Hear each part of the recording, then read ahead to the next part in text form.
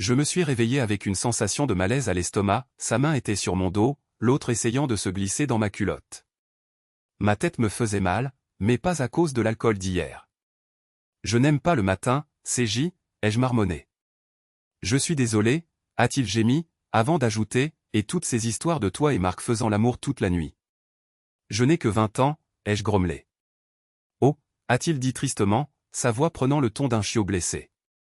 Cela m'a fait remettre en question mes décisions une fois de plus. À première vue, tout semblait parfait. J'avais échangé un homme de 40 ans absorbé par son travail contre un jeune homme qui me comblait d'affection. Marc donnait la priorité à sa carrière et à notre avenir, tandis que l'attention de CJ était toujours portée sur moi. Marc n'était ni contrôlant ni agressif, mais nous nous disputions souvent, quand je défendais mon point de vue, il se contentait de sourire et de s'éloigner. Les choses n'étaient pas comme elles auraient dû l'être. Mon père a toujours cru qu'une femme heureuse signifiait une vie heureuse, et il faisait tout son possible pour répondre aux besoins de ma mère. Mais Marc me regardait d'une manière qui me faisait me sentir folle. Si je lui refusais l'intimité, il haussait les épaules et passait plus de temps à travailler sur sa voiture. Je détestais cette Mustang. Étrangement, plus je le rejetais, plus il devenait bavard, exactement comme ma mère l'avait prédit. Quelques jours après avoir commencé à le rejeter, j'ai remarqué qu'il regardait plus souvent sa montre. J'ai également repéré un calendrier dans la cuisine avec le week-end à venir surligné en rouge, ainsi que plusieurs jours précédents. Lorsque j'ai fouillé dans son tiroir à chaussettes, j'ai trouvé une brochure pour un bordel de luxe à Las Vegas. Tout est devenu clair. La brochure présentait de jeunes femmes séduisantes, prêtes à satisfaire mon mari. J'étais sidéré, mais ce qui me dérangeait le plus, c'est qu'il avait déjà annulé nos plans pour la journée et qu'il n'était même pas encore midi. Je n'étais pas naïve, je savais ce que cela signifiait. Il me laisserait derrière plus vite que sa Mustang ne pouvait passer de 0 à 100 km/h. Cette nuit-là, je lui ai demandé de faire l'amour. J'étais en colère, et cette colère s'est vite transformée en douleur. Il m'a simplement repoussé, ses mots rapides et dédaigneux, il n'a même pas jugé bon d'y prêter attention. Alors que la frustration montait, je l'ai supplié, « Allez, Marc, ça fait une semaine. » « Je ne suis pas d'humeur, » a-t-il répondu. « Je peux t'aider » ai-je essayé de sourire, bien que ce fût difficile. Tout ce que je voulais, c'était me libérer de lui. « S'il te plaît, chérie, laisse-moi te satisfaire. »« Je ne suis pas sûr, » a-t-il marmonné. « On dirait que tu ne veux pas vraiment ça, peut-être dans une semaine. » J'étais choqué, c'était le même cycle dans lequel nous retombions toujours. Malgré tous mes efforts pour changer les choses, Marc avait toujours le dessus. D'autre part, CJ m'adorait, me considérant comme divine, il faisait tout ce que je lui demandais. Mais pourquoi ne quittais-je pas Marc pour CJ? Il y avait deux raisons. Premièrement, j'aimais toujours Marc au fond de moi, malgré son éthique de travail, son manque de responsabilité et son évitement de l'intimité. Deuxièmement, l'instabilité financière de CJ. Malgré son amour pour moi, Marc avait un salaire à 6 chiffres, c'est peut-être pour cela que je suis resté. Au fil des années, notre amour autrefois fort s'était transformé en un désir constant, puis en un ressentiment amer. Tandis que je pensais à la façon dont notre amour s'était estompé, le toucher de CJ a envahi mes pensées. Il a doucement caressé mes jambes, essayant de me remonter le moral sans me faire de mal. Son toucher avait toujours un effet sur moi, mais quand Marc essayait de le reproduire, cela m'irritait. J'ai demandé à CJ de me masser le dos et il a obtempéré. Je ne lui ai pas dit que ses attouchements constants me mettaient mal à l'aise, me distrayant de ce sur quoi je devais me concentrer. Mes seins, autrefois améliorés par la chirurgie, étaient moins sensibles, contrairement à la façon dont Marc les touchait. Malgré cela, il était difficile de croire qu'il ne m'avait jamais trompé, il était encore plus difficile d'admettre qu'il m'avait vraiment aimé, alors et maintenant. S'il n'y avait pas eu son besoin constant d'avoir raison dans chaque dispute, je n'aurais même pas envisagé de le quitter. Si Marc m'avait permis de prendre les rênes, comme je l'avais espéré, nous aurions pu être beaucoup plus heureux ensemble. J'étais sûr que si j'avais été aux commandes, j'aurais été une épouse satisfaite et Marc l'homme le plus heureux du monde. Mais au lieu de cela, il me regardait souvent comme si je n'étais rien. CJ était en couple avec une femme qui voulait l'épouser, bien qu'elle ne fût pas sa partenaire idéale. Il n'était pas à marier et il réalisa qu'il serait facile de rompre avec elle. Il sembla surpris par ma compréhension quand je lui ai dit que je voyais son point de vue.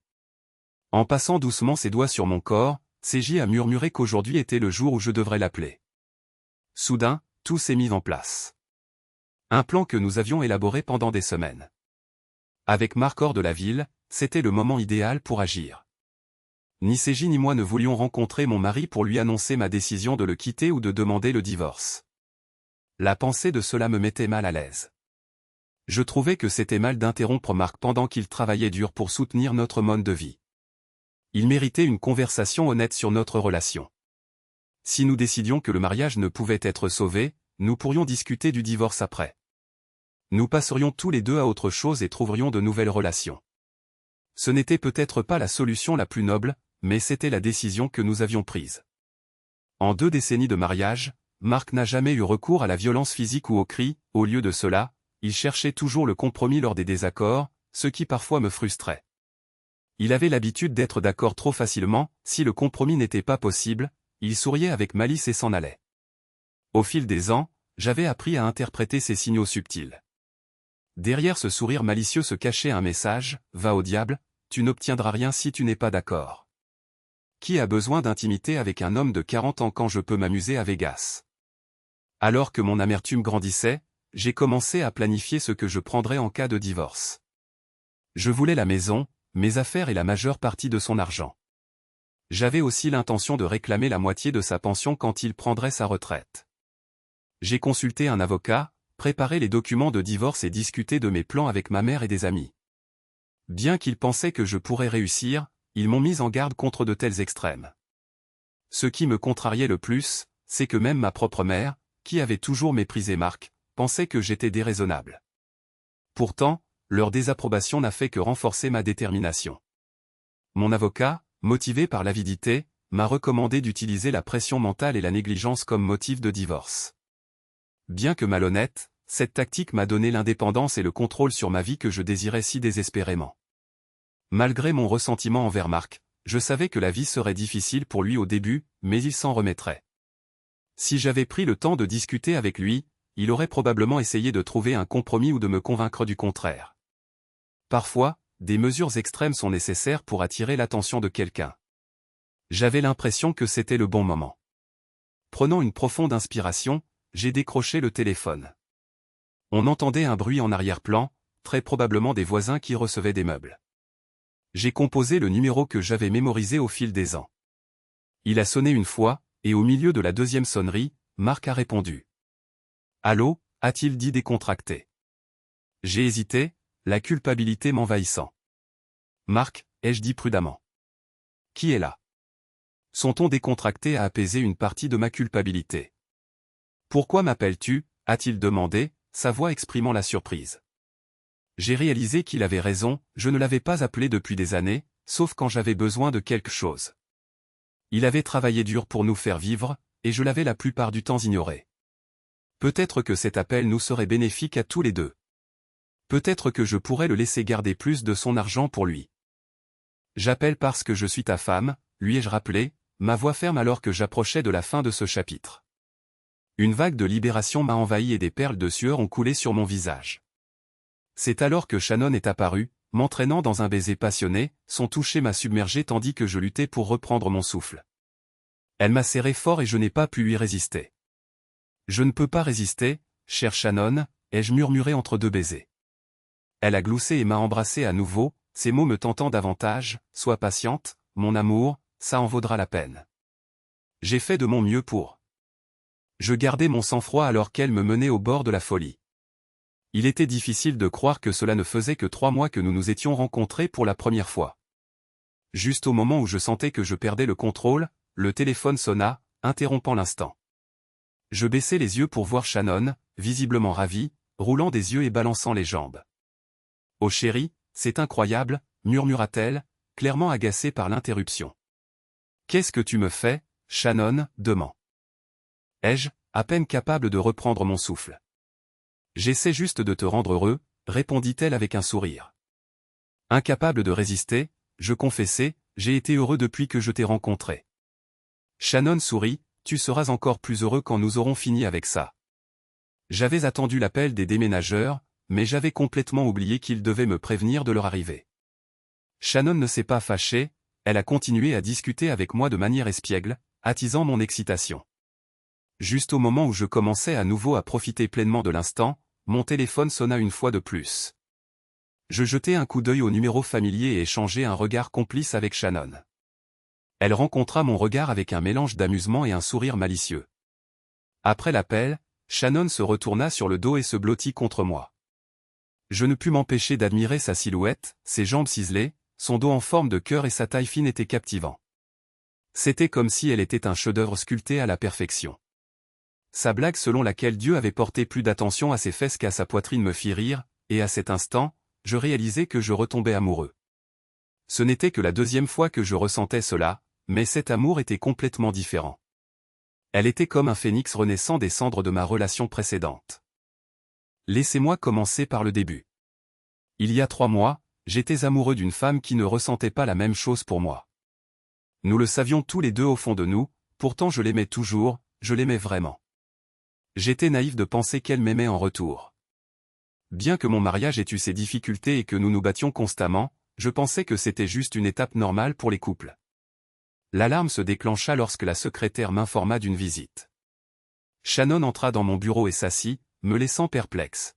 « Pour quelle entreprise travaillez-vous » demandai-je. « Je viens de vous et moi, dit-elle. Je suis ici pour venger la stupidité. Je ne comprends pas, avouai-je. Vous comprendrez assez tôt, répondit-elle d'un ton menaçant. Et ce ne sera pas facile, Marc. Votre femme vous trompe. Elle le dit avec une telle assurance qu'au début, je crus avoir mal entendu. Son ton ne laissait aucun doute, comme si elle discutait simplement du temps qu'il faisait. Au fond de moi, je sentais qu'elle disait la vérité. La révélation me frappa comme un coup de massue. Des sueurs froides me montèrent au front, mon cœur tambourinait et les larmes menaçaient de couler. Dès que les vannes s'ouvrirent, les larmes commencèrent à tomber. Honteux de ma vulnérabilité, je cachai mon visage, ne voulant pas que la femme rousse voie ma douleur.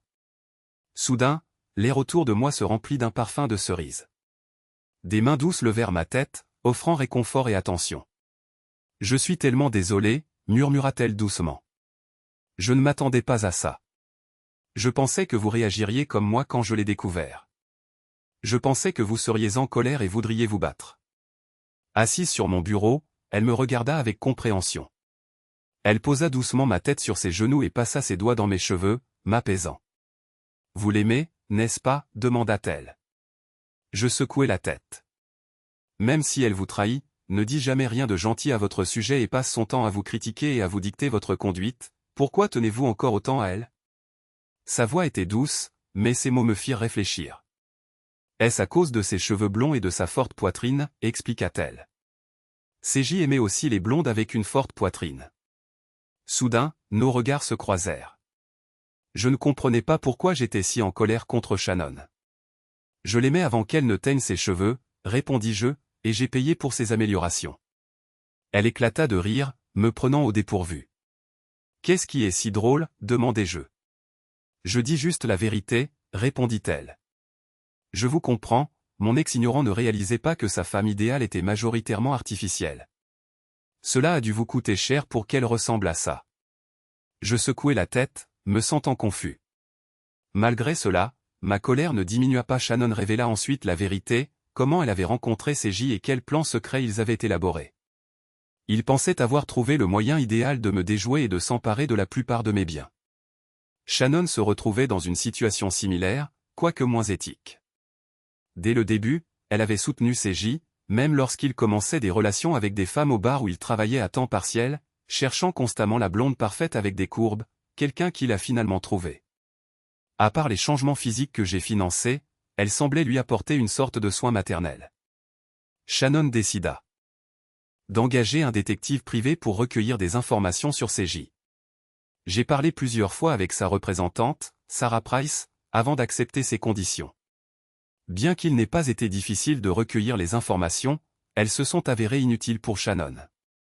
Sarah, une superbe femme rousse, a maintes fois souligné que, puisque Shannon et CJ n'étaient pas mariés, les informations n'avaient aucune importance pour elle.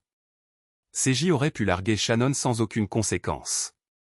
D'un autre côté, je pouvais utiliser les preuves et les enregistrements de Sarah pour appuyer ma position dans la procédure de divorce et éventuellement réduire mon règlement financier. Après des semaines d'observation et de planification, Shannon et moi nous sommes rapprochés. Un soir, tout a changé. Shannon, vous méritez quelqu'un de mieux que lui. Laissez tomber et oubliez-la, dis-je. Je ne peux pas partir avant qu'il n'ait à faire face aux conséquences. Je ne laisserai personne m'oublier, raisonna Shannon, sa détermination visible dans ses yeux. Révéler ses plans ne vous a-t-il pas déjà donné l'avantage? Vous n'êtes pas émotionnellement lié à eux comme je le suis, donc vous n'êtes pas piégé. Vous êtes jeune, magnifique et vous avez encore le temps de trouver quelqu'un qui vous traitera correctement, ajouta-t-elle. Même dans l'intérieur sombre de ma Mustang, ses yeux verts étincelaient. Vous comprenez enfin, n'est-ce pas, taquina-t-elle avec espièglerie. Comprendre quoi, demandai-je. Tu étais tellement concentré sur ta femme que tu n'as même pas réalisé que j'étais une femme, sans parler du fait que tu t'intéressais à moi, gloussa-t-elle, son rire me charmant. C'était ces moments-là que j'aimais chez elle. Pourquoi crois-tu que je reste ici, demanda-t-elle. J'ai rompu avec CJ il y a quelques semaines et je n'ai plus le désir de me venger. T'aider à obtenir justice est plus important pour moi que de me venger de cet imbécile. Je ne peux pas supporter l'idée que tu sois financièrement lié à ces deux escrocs pour toujours. Nous devons trouver un moyen de nous en débarrasser. Elle s'approcha, me serra dans ses bras et m'embrassa inopinément. J'étais surpris, mais je ne pouvais pas résister à l'embrasser en retour. À 40 ans, avec 20 ans de mariage à mon actif, je me considérais comme un expert en matière de baiser. Mais embrasser Shannon était complètement différent, nouveau, excitant et rempli d'un sentiment qui me donnait envie de plus. Ayant perdu la tête sur le moment, nous avions oublié l'enregistrement qui capturait l'infidélité de nos partenaires. Une voix nous interrompit soudain, brisant le silence. Shannon, vous êtes adorables ensemble, remarqua Sarah avec un sourire. Vous deux vous correspondez mieux que vos partenaires actuels. Maintenant que vous êtes ensemble, nous pouvons laisser ces manipulateurs s'en aller. Finalement, ils feront face aux conséquences. Et le divorce est notre vengeance, demanda Shannon. Sarah fut surprise par la question, mais elle expliqua rapidement quelques points juridiques. La question principale est, êtes-vous tous les deux prêts à finir le travail, demanda-t-elle. Prenez le temps de réfléchir, c'est une décision sérieuse. Je vous enverrai la facture. Les semaines suivantes furent consacrées à perfectionner notre plan. Shannon et moi avons travaillé ensemble pour affiner nos talents d'acteurs. Nous avons chacun parlé à nos partenaires de nos horaires de travail chargés, et nous avons été surpris de constater qu'ils nous croyaient. Ils n'avaient aucune idée que Shannon et moi nous connaissions, et encore moins que nous étions impliqués romantiquement.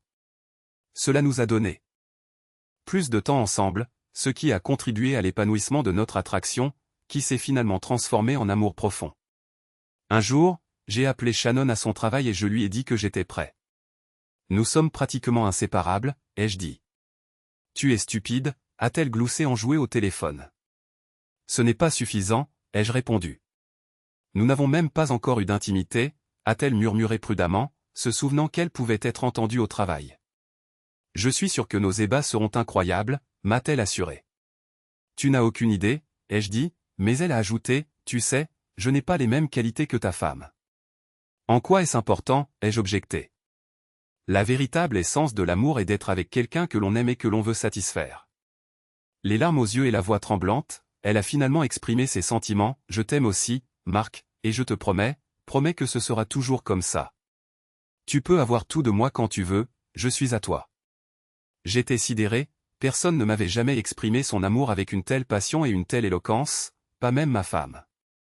Je n'ai jamais dit ces mots à personne avant, ai-je dit solennellement, pas même à cet imbécile de CJ. Je n'en ai jamais douté, m'a-t-elle assuré. J'ai hoché la tête, tout aussi intéressé de savoir quand je pourrais passer à autre chose. Nous avions suivi une stratégie, et l'appel téléphonique d'aujourd'hui était exactement ce que nous attendions. Le plus drôle dans tout ça, c'est que malgré une planification minutieuse, je croyais sincèrement que le destin avait joué un rôle dans notre rencontre. Bien que nous nous soyons assurés de ne pas être vus ensemble pendant plusieurs semaines, des amis continuaient à venir nous voir, nous faisant part de leurs doutes concernant l'infidélité de nos partenaires. Nous faisions semblant d'être inconscients et cela ressemblait à une comédie d'erreur. Tout le monde, sauf CJ et ma femme, semblait ignorer que nous les avions démasqués. Finalement, le voyage d'affaires fictif que j'avais prévu a eu lieu. C'était peut-être une tromperie, mais cela a aidé. Malheureusement, la mère de Shannon est tombée malade en même temps. Les escrocs ont été amenés à croire que nous étions tous les deux absents de la ville, préparant le terrain pour un appel téléphonique crucial. Cela ne s'est pas passé aussi bien que nous l'espérions. Nous nous attendions à l'appel le vendredi soir, alors j'ai fait en sorte que le camion arrive le dimanche matin, donnant aux tourtereaux quelques jours pour profiter de la compagnie de l'autre avant que leur plan ne s'effondre. Malgré le rebondissement inattendu, Shannon et moi avons savouré le moment de la victoire. Quand j'ai décroché le téléphone, j'ai entendu la voix familière de ma femme, qui était avec moi depuis plus de 20 ans. « Qui d'autre est là ?» ai-je plaisanté. Shannon est venue me serrer dans ses bras, me donnant un nouveau sentiment de résilience. « Pourquoi tu m'appelles ?» ai-je demandé. « Parce que je suis ta femme », a-t-elle répondu. « Marc, mon amour, je dois te dire quelque chose. Ça ne te rendra peut-être pas heureux, mais je crois sincèrement que cela nous sera bénéfique à tous les deux à la fin. » Malgré la gravité du moment, je n'ai pas pu m'empêcher de rire. À ma grande surprise, elle a éclaté de rire elle aussi. Sa réaction m'a stupéfié, elle semblait se moquer de moi. CJ est descendu pour vérifier les camions bruyants et j'aurais souhaité qu'il soit avec moi. « À quoi diable riez-vous » ai-je exigé, ma frustration montant. « Je suis sérieuse, quelqu'un m'a dit l'autre jour que tu allais me quitter. » Il a souri, sachant comment me taper sur les nerfs.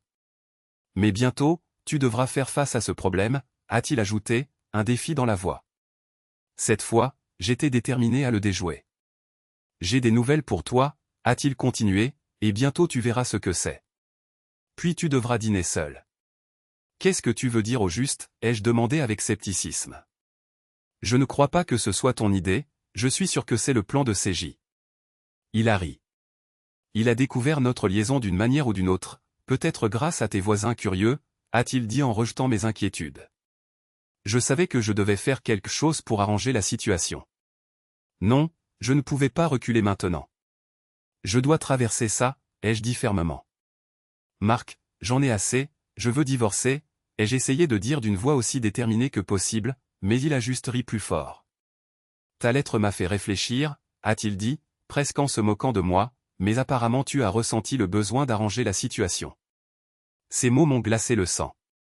Cet imbécile était-il un voyant? Personne ne savait pour cette fichue lettre, personne sauf moi et CJ. La lettre était censée être jointe au papier du divorce, où j'exprimais clairement mes sentiments sur notre mariage et les erreurs que nous avions commises. J'avais même dit à Marc ce qu'il devait faire pour me reconquérir. Marc, nous devons vraiment en parler, ai-je dit doucement.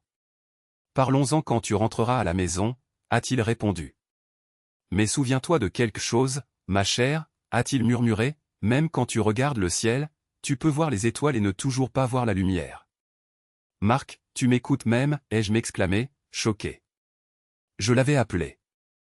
Pour lui dire que c'était fini entre nous, mais il chantait, faisant semblant d'être heureux de ma décision, essayant de me contrarier. Si tu ne changes pas, nous divorcerons, ai-je prévenu. C'est trop tard pour ça, ma chère, a-t-il répondu tristement, et en arrière-plan, j'ai entendu la voix d'une femme chuchoter quelque chose. Il n'est jamais trop tard, ai-je dit. Pourquoi penses-tu qu'il est trop tard, Marc? Et qui est cette femme à côté de toi? Je suis déjà parti, a-t-il chanté, presque joyeux, et je me sens fort en chantant ce chant de victoire. Oh mon Dieu, comment ça, tu es déjà parti, ai-je crié au téléphone.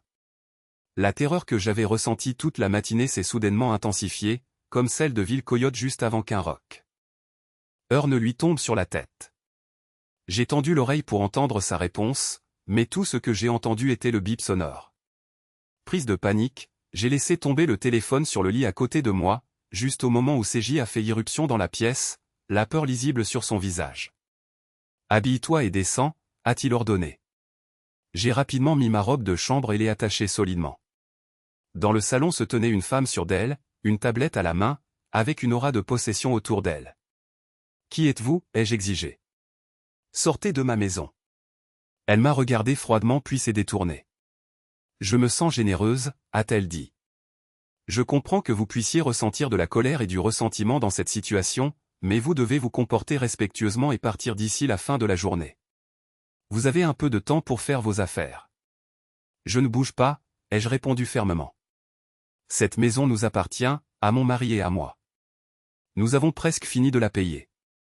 Vraiment, a-t-elle dit avec un rire froid. CJ, appelle la police, ça va accélérer les choses. À ce moment-là, j'ai eu l'impression que le temps s'était arrêté. J'étais sous le choc, essayant de tout assimiler.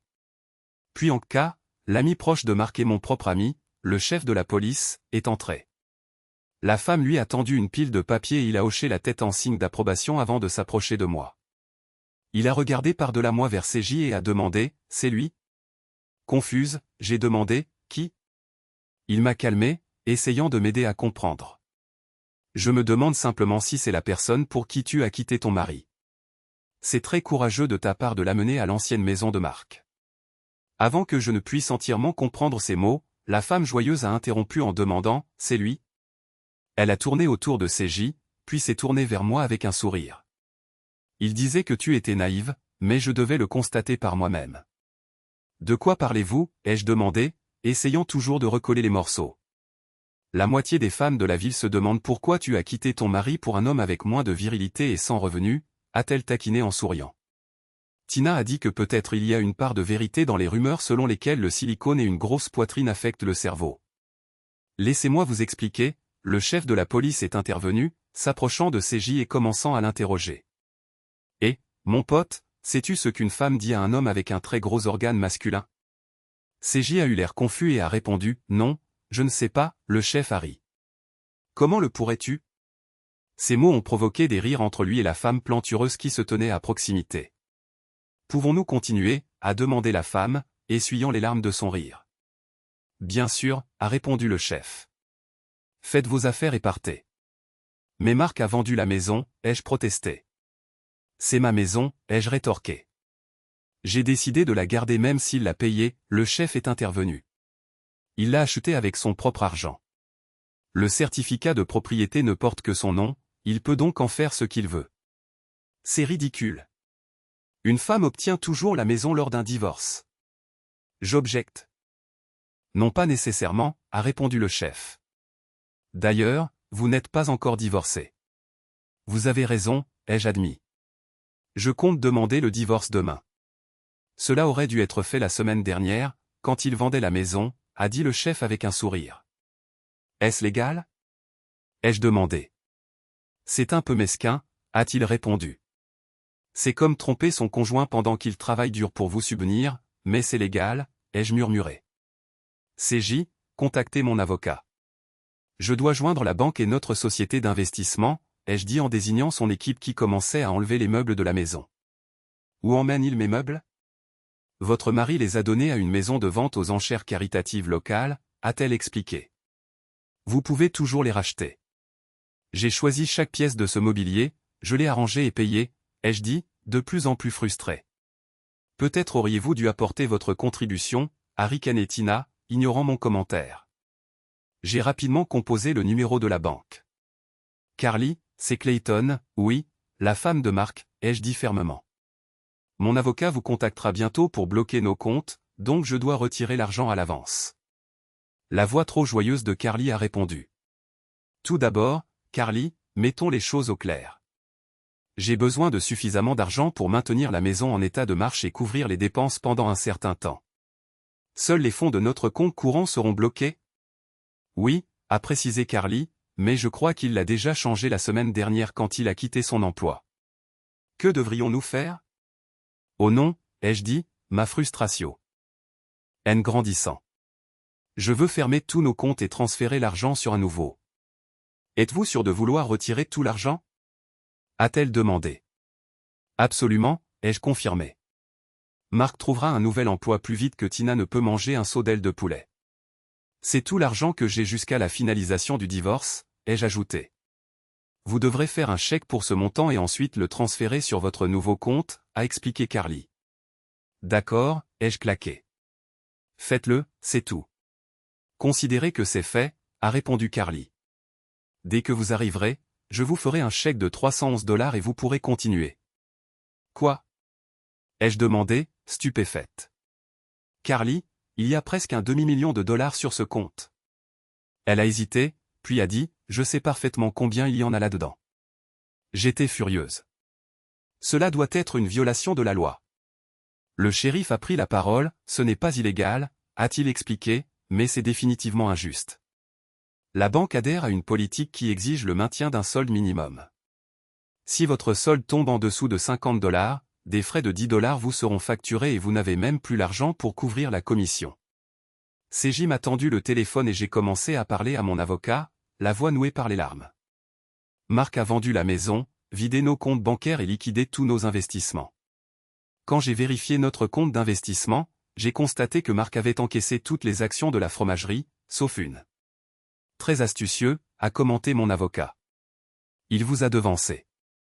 Tout est conforme à la loi tant que le processus de divorce ne commence pas. Il peut faire ce qu'il veut avec ses biens. Il semble qu'il prévoit de retirer et de cacher son argent sur des comptes offshore pour nous rendre l'accès plus difficile. J'ai secoué la tête. Son but est d'augmenter sa fortune afin que je ne reçoive aucun soutien financier pendant le divorce. Sa décision de quitter son emploi est une stratégie bien pensée, en se présentant au tribunal sans argent ni travail, il pourra facilement se séparer de moi sans encourir de responsabilités financières. Je soupçonne qu'il ne se présentera même pas au tribunal, car il semble être hors de la ville.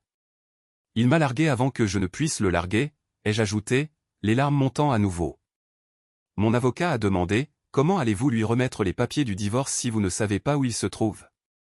Je me suis demandé à voix haute s'il était possible de divorcer sans toutes ces difficultés. Et si on renonçait au divorce? Ai-je demandé, espérant une solution plus facile. Il faut 3 ans dans cet état pour faire cela, a répondu mon avocat. Avez-vous assez d'argent pour tenir aussi longtemps?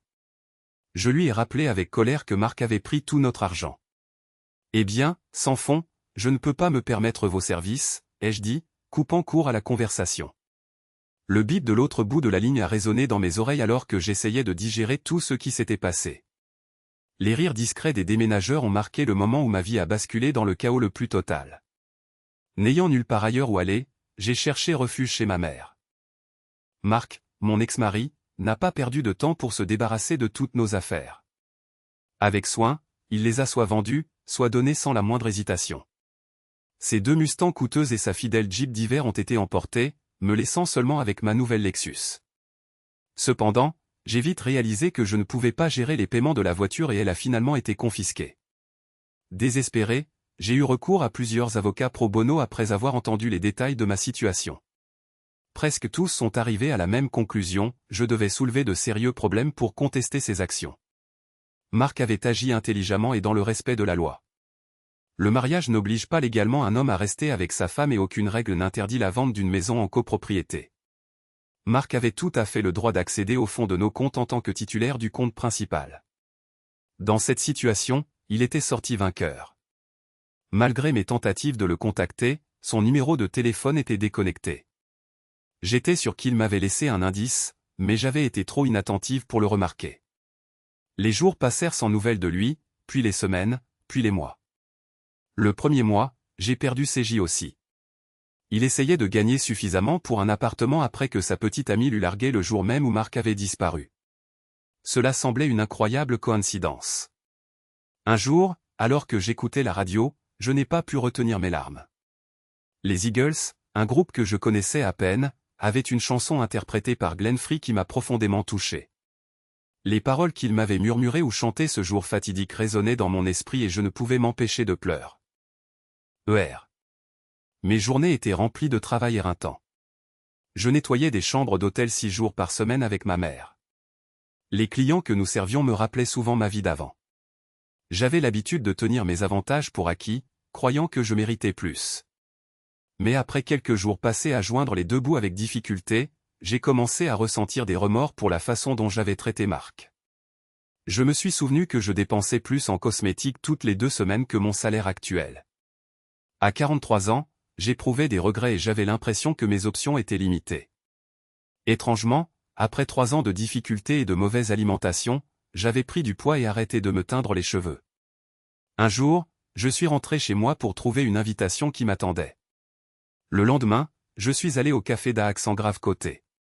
J'ai découvert que le message venait de Marc, bien qu'il ne fût pas signé.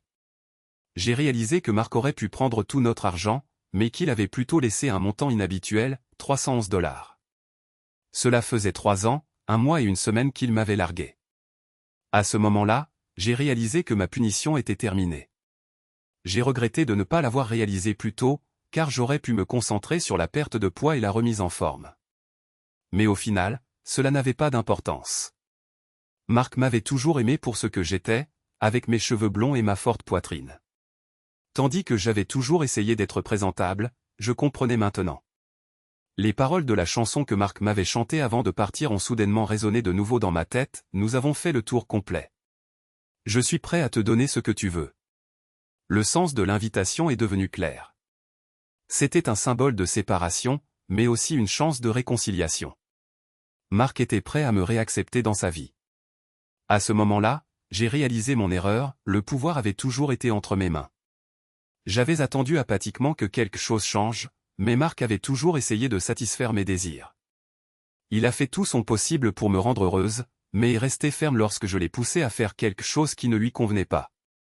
Lorsque j'ai décidé de mettre fin au mariage, il l'a pris comme une insulte personnelle.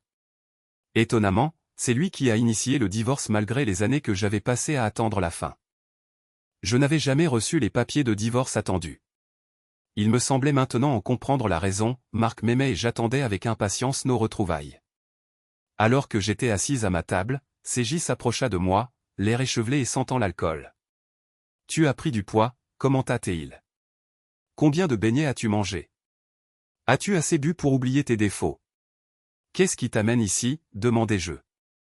Je pensais que tu travaillais ici. J'ai reçu une invitation à déjeuner au café d'en face, expliqua-t-il. Je suis venu ici pour prendre mon courage à 2 mains. Étrange, fit-il remarquer. Ça ressemble trop à une coïncidence. Que veux-tu dire, demandai-je, confuse. Il se pencha et dit, j'ai aussi reçu une invitation. Je le regardai, ne sachant pas ce qu'il voulait dire. Il y a un secret dans la tienne, demanda-t-il. Ce n'était pas un secret, répondis-je. C'était la façon de Marc de montrer qu'il me voulait de retour. Qu'est-ce qui était écrit exactement dans l'invitation, demanda-t-il. Je la lus à voix haute, nous avons fait un cercle complet. Je suis prêt à te donner ce que tu veux. Tu as raison, dit-il. La tienne est différente de la mienne. Dans ma note, il y avait une question, pourquoi un écureuil cache-t-il des noix dans un nid? Pour être honnête, je n'en ai aucune idée, dis-je en riant de l'étrangeté de la situation. Je pense que c'est un signe que Shannon me veut de retour, conclut CJ. Les écureuils cachent les noix pour les protéger des oiseaux, dit-il en faisant une pause, et c'est une métaphore pour les femmes. Shannon a clairement fait savoir qu'elle ne voulait pas que je sois avec d'autres femmes. Je pense qu'ils ont conspiré pour nous réunir après tout ce temps. La frustration bouillonnait en moi et je criais, rejetant tout ce que j'avais appris au cours des 3 dernières années. Si Marc me veut de retour, il va devoir faire un effort sérieux, déclarai-je. Me ressaisissant, déterminé, je quittai le bar et me dirigeai vers le café d'en face. Alors que je m'asseyais à une petite table, je jetai un coup d'œil autour de moi et vis CJ entrer dans le café. Il s'assit à la table voisine, entouré de 2 étudiants absorbés par un jeu, leurs sacs éparpillés. J'étudiais l'expression confuse de CJ, réalisant son erreur. Malgré mes gesticulations frénétiques, il était trop absorbé par sa conversation avec les autres gars pour me remarquer. Plus tard, alors qu'il s'asseyait, le sac de l'un des G. lui échappa et vola dans sa direction, faisant tomber son verre. Enragé, CJ se leva, mais fut immédiatement frappé à l'aine par un autre sac tombant de la table. L'un des gars tenta de le relancer, mais le manqua. Malheureusement, son pied heurta les genoux de CJ, et CJ laissa échapper un hurlement retentissant.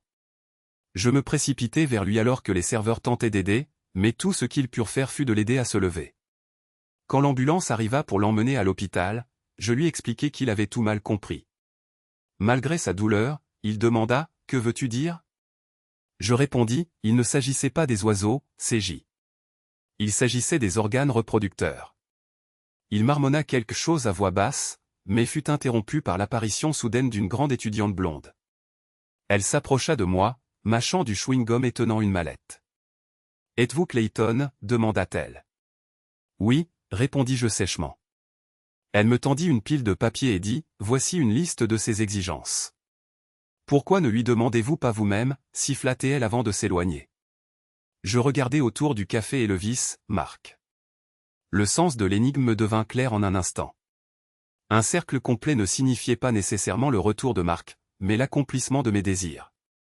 Cette réalisation me vint après mon divorce avec Marc, après notre rupture. La vie que j'avais eue autrefois et perdue était ce à quoi j'aspirais vraiment. Une vie simple me manquait, et par-dessus tout, j'aspirais à une réunion avec Marc. Et le voilà, juste devant moi.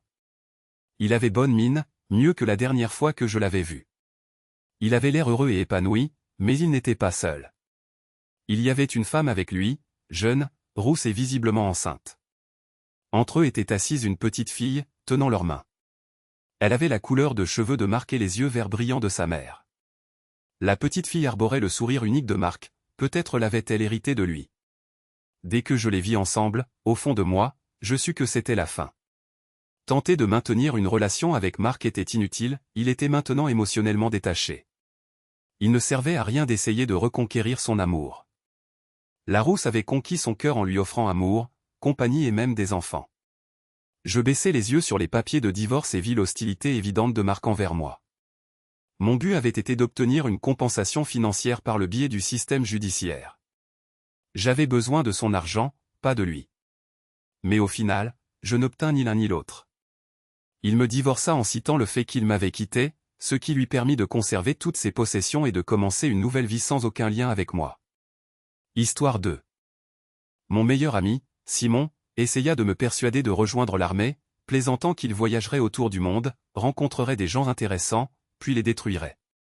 Malgré l'humour noir, je décidai de rejoindre la même unité que lui et me portai même volontaire pour l'unité des forces spéciales où il servait. Les sessions d'entraînement intenses étaient difficiles, mais avec Simon à mes côtés, elles étaient supportables. Notre groupe fut envoyé dans une ville animée où la vie semblait relativement calme.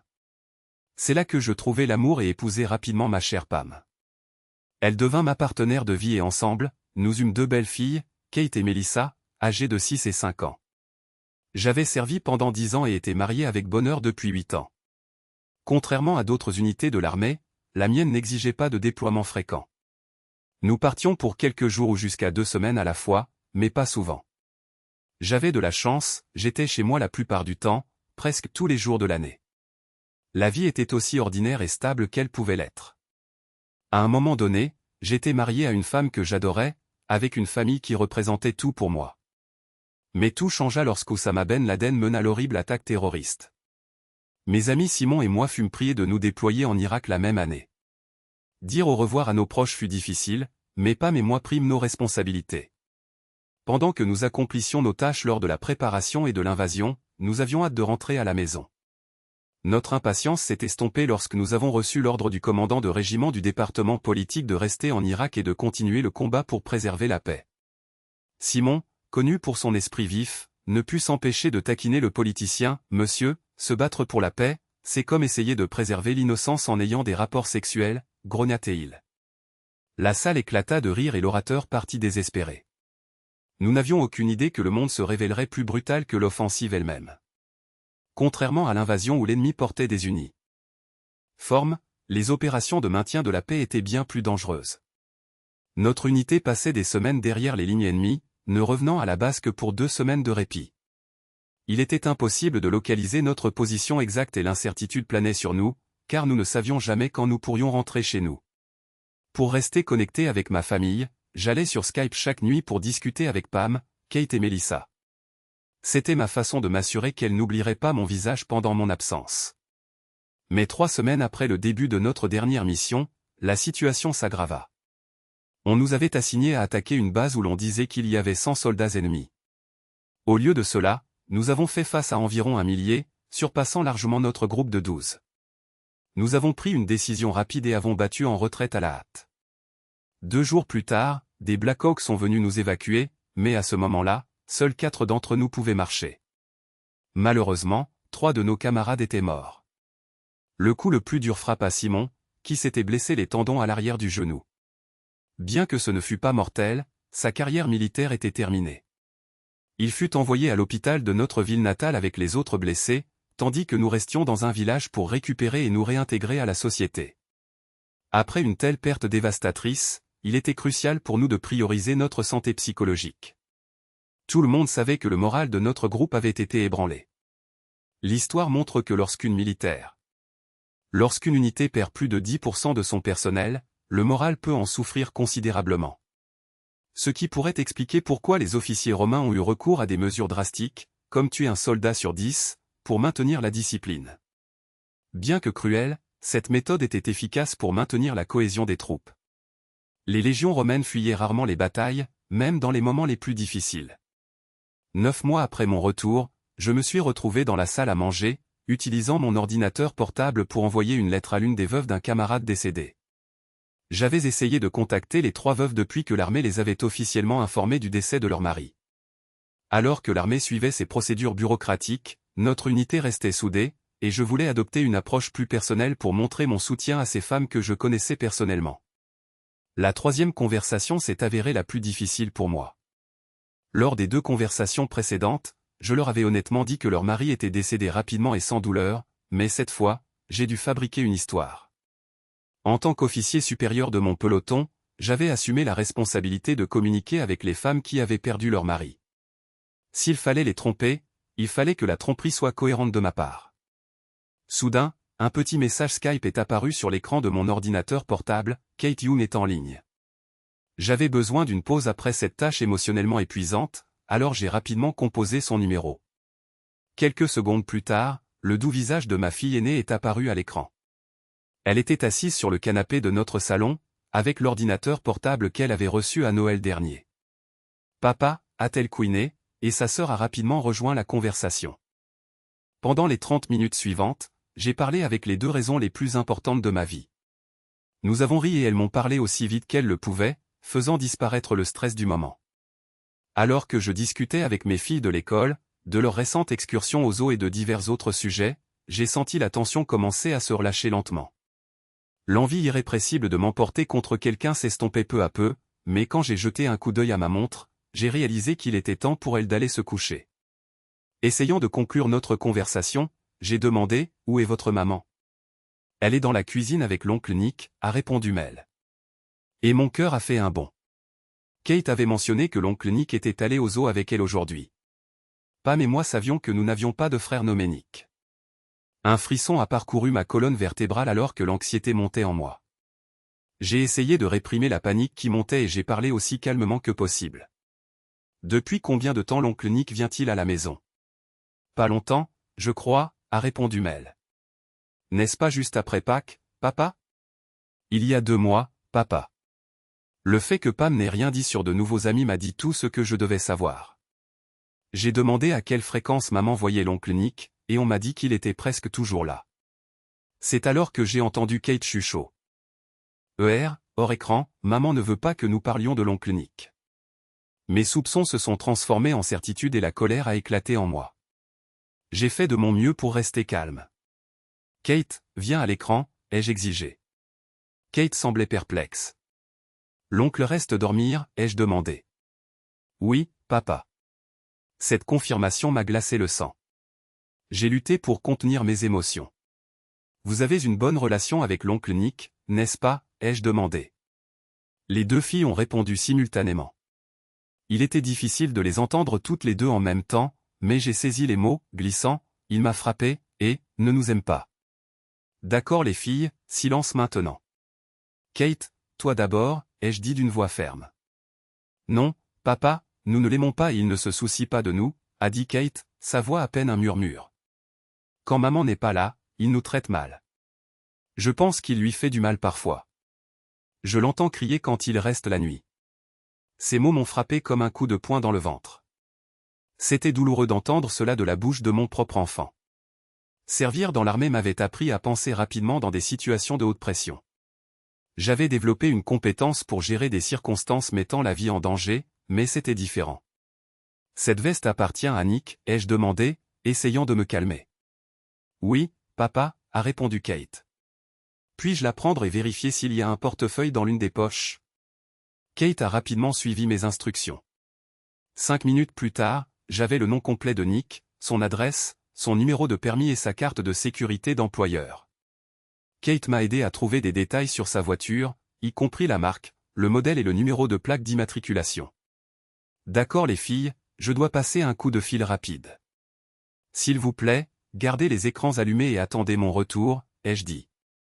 L'appel a duré plus de 10 minutes, mais heureusement, Julia, la femme de Simon, était à la maison et n'a pas eu à aller à l'hôpital. Je suis retourné à mon ordinateur et j'ai invité les filles à se rapprocher. Et, mes adorables princesses, aimeriez-vous rester chez tante Julia pendant quelques jours? Elles avaient toujours hâte de passer du temps avec les enfants de Julia et Simon, qui avaient à peu près le même âge. Papa, nous ne les avons pas vus depuis une éternité, s'est exclamé Mel. Pam avait évité nos amis, pensais-je. Bien, allez dans vos chambres et faites vos bagages, vêtements et jouets pour quelques jours. Tante Julia viendra vous chercher bientôt. Kate, pourrais-tu emmener l'ordinateur portable dans la cuisine et montrer l'écran à maman? J'ai besoin de lui parler. Après cela, tu pourras faire tes affaires. D'accord, papa, a répondu Kate.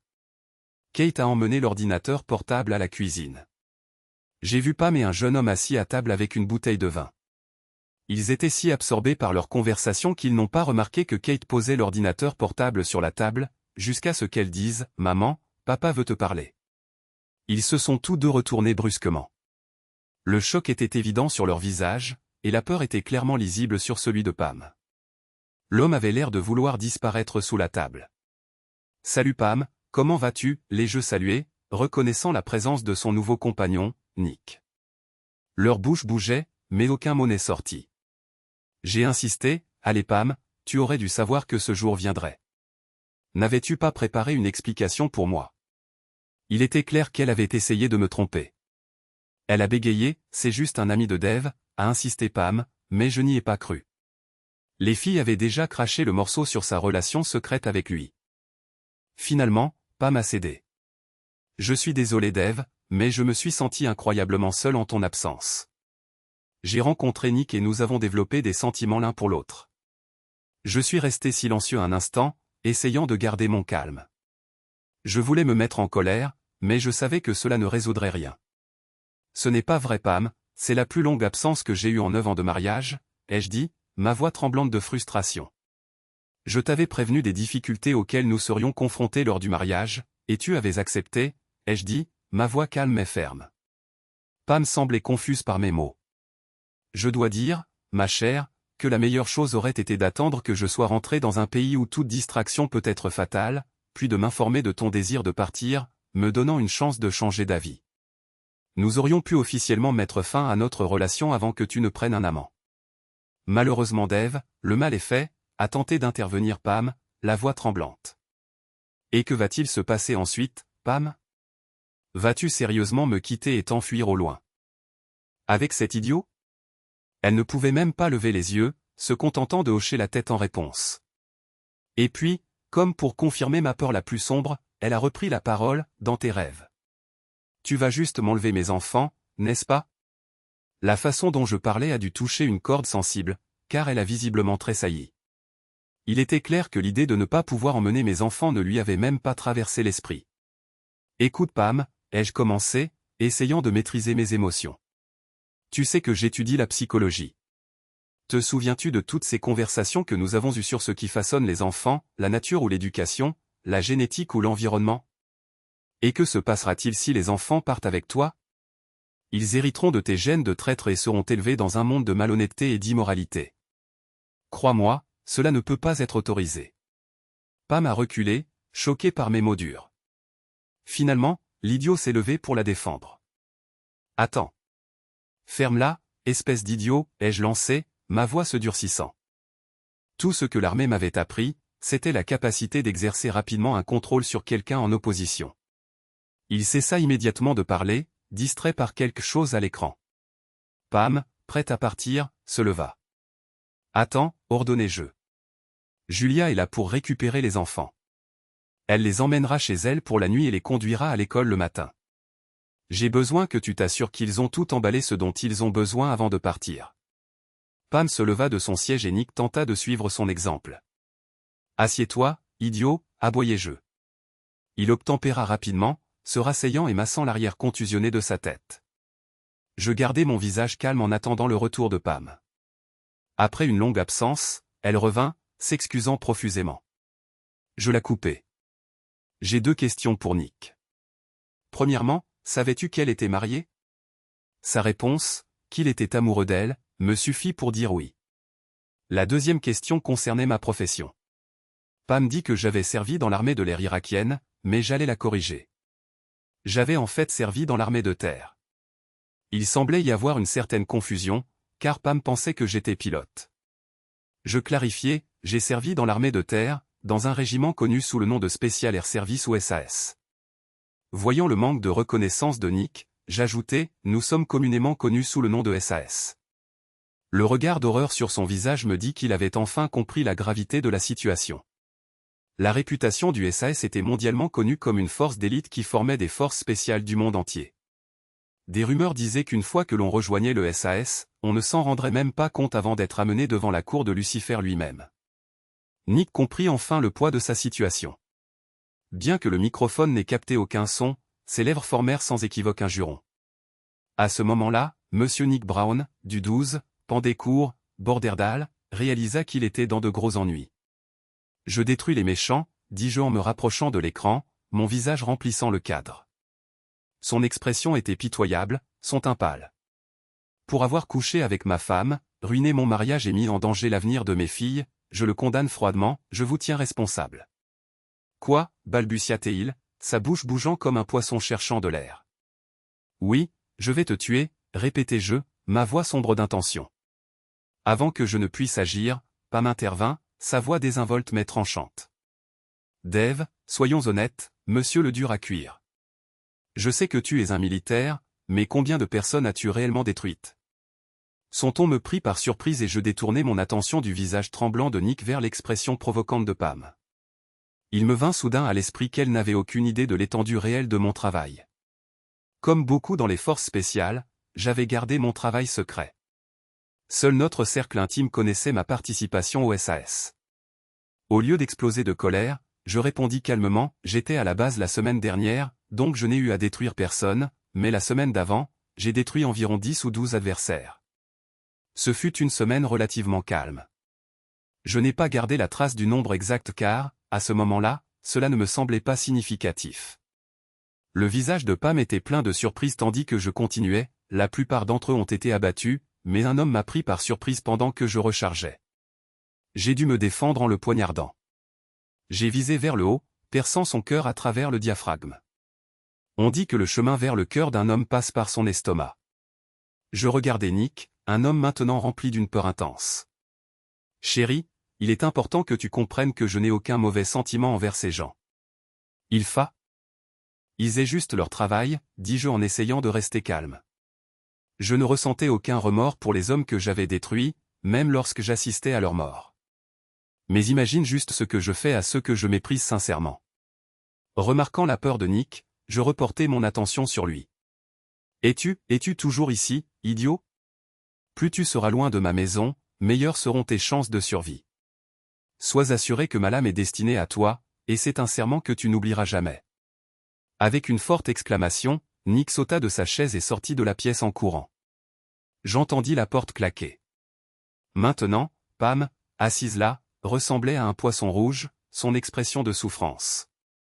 Je lui donnai le temps de se remettre, sachant que ses pensées étaient probablement loin d'être positives. Finalement, elle parla, sa voix à peine un murmure, « Vas-tu me détruire aussi ?»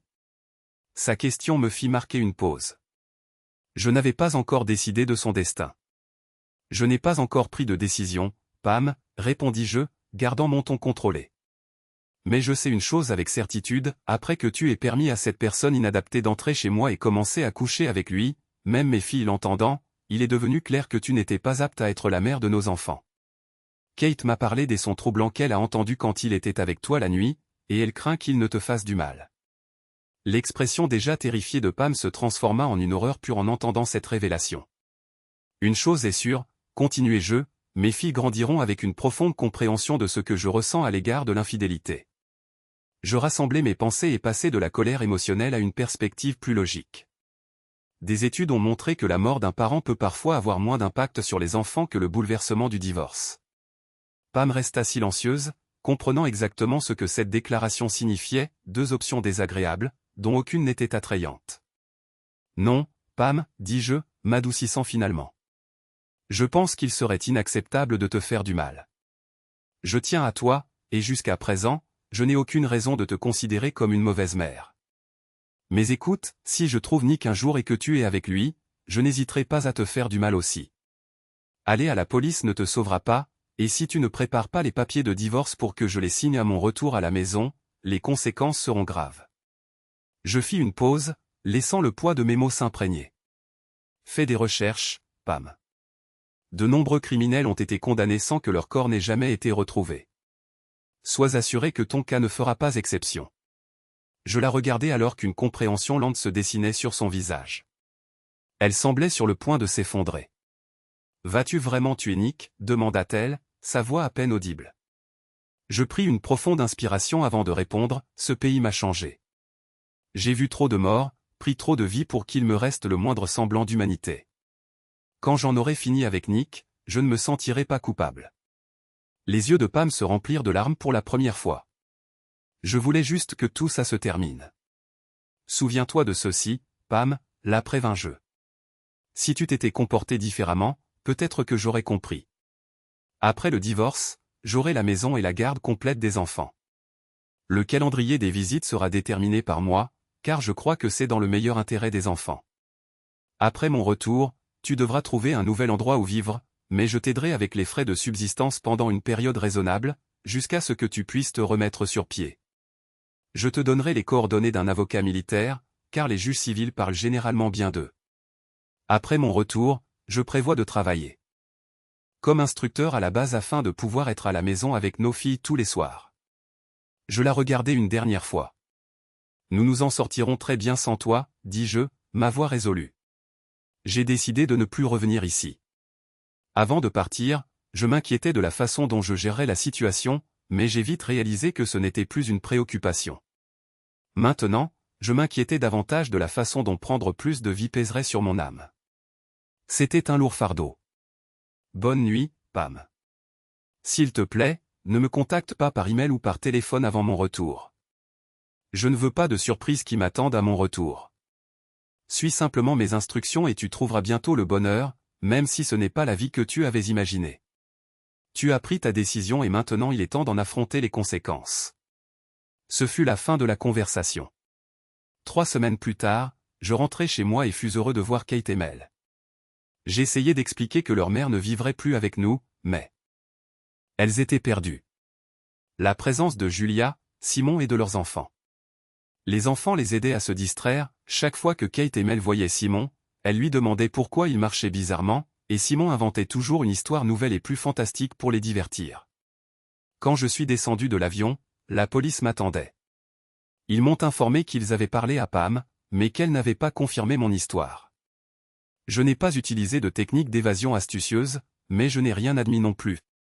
Par conséquent, ils n'ont rien pu faire d'autre que de me prévenir qu'ils surveilleraient mes agissements. Les esprits immatures des enfants blâmaient à juste titre Pam pour la douleur que nous ressentions tous, et ils semblaient l'éviter à tout prix. Ce n'est que plus tard que j'ai découvert le rôle de Julia dans tout ça. Elle les récupérait à l'école tous les jours, leur permettant de passer du temps avec leurs anciens amis, les enfants de Julia et Simon. Cela laissait peu de temps à Pam, dont la frustration et le désintérêt grandissaient. Pam a posé la question d'une possible réconciliation, mais j'ai simplement laissé la partie froide et sans cœur de moi-même prendre le dessus. Je l'ai regardé en silence, après cette conversation, nous n'en avons plus jamais discuté. Pam s'est assurée que nous ne soyons jamais seuls ensemble, il était clair que je l'avais effrayée. J'ai trouvé un emploi d'instructeur à la base, ce qui me permettait d'être à la maison tous les soirs. Malgré nos efforts de coparentalité, l'impact émotionnel du divorce restait omniprésent. Les psychologues conseillent aux parents de rester ensemble à moins qu'il n'y ait de la cruauté, mais la vie a continué, les choses ont semblé se stabiliser et les mois ont passé, chaque jour un peu plus facile à supporter. 2 mois plus tard, Percy Numon trouva enfin la paix. Il passait du temps à chasser dans la nature avec des amis, utilisant un arc, sans penser à ses erreurs passées. Les heures s'écoulaient dans une contemplation tranquille et la vie semblait belle. Il était reconnaissant de la camaraderie de ses amis, surtout de Peter qui partageait ses aventures.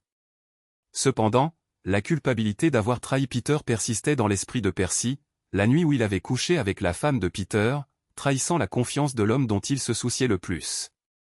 Percy avait déménagé dans 2 États différents, essayant de prendre un nouveau départ avec une nouvelle identité. Ce fut un voyage difficile, qu'il avait épuisé financièrement, mais finalement les choses commencèrent à se mettre en place. De retour à Borderdal le mois dernier pour les funérailles de sa mère, il savait que c'était une décision risquée. Se cacher dans l'église et éviter tout contact avec les proches le faisait se sentir ridicule, mais il ne pouvait ignorer le fait que c'était sa mère. Soudain, un coup violent projeta Percy sur le dos.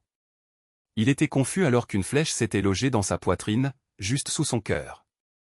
Il leva les yeux, essayant de comprendre ce qui se passait, ses 3 amis étaient derrière lui, alors pourquoi avait-il ressenti le coup de face? Il perdit connaissance, pour la reprendre plus tard, se retrouvant seul avec Peter, les autres étaient partis chercher de l'aide. La douleur aiguë revint et il tressaillit, seulement pour voir Peter sourire en retirant les plumes de la flèche. L'agonie devint insupportable et Percy perdit à nouveau connaissance. 10 minutes plus tard, il succomba à ses blessures.